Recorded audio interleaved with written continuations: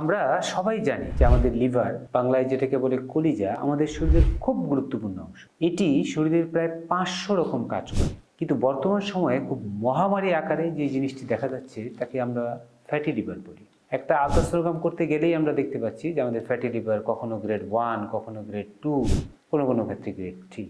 এই মহামারীর মতো ছড়িয়ে পড়া ফ্যাটি লিভার জিনিসটা কি, এটা নিয়ে রোগীদের প্রচুর আগ্রহ। আজকে আমরা সহজ ভাষায় জানবো ফ্যাটি লিভার কি জিনিস। লিভারে 5%-এর নিচে চর্বি জমা, শতকরা 5 ভাগের নিচে চর্বি থাকাটা নর্মাল। কিন্তু এর বেশি যদি চর্বি জমে তাহলে লিভারের কোষগুলোর চারপাশে চর্বিগুলো জমতে থাকে এবং এই কোষগুলো ফুলে যায়, ইনফ্লামেশন হয়, ধীরে ধীরে ফাইব্রোসিস এবং আরও খারাপ স্টেজের দিকে এগিয়ে যায়।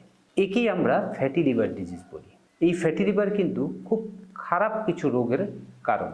সেখান থেকে লিভার সিরোসিস, লিভার ক্যান্সার, এই জিনিসগুলো হতে পারে। মহামারী আকারে ছড়িয়ে পড়া এই ফ্যাটি লিভার কিন্তু আমাদের বিভিন্ন অভ্যাস, বিভিন্ন লাইফস্টাইলের কারণেই এই ফ্যাটি লিভারটা হয়। সেগুলো কি কি?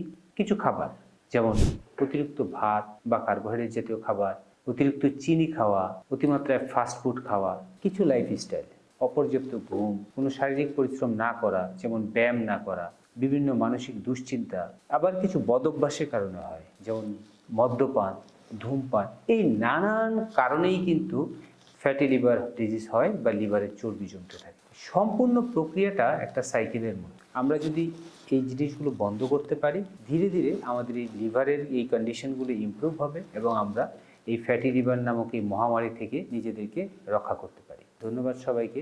ভালো থাকবেন, সুস্থ থাকবেন।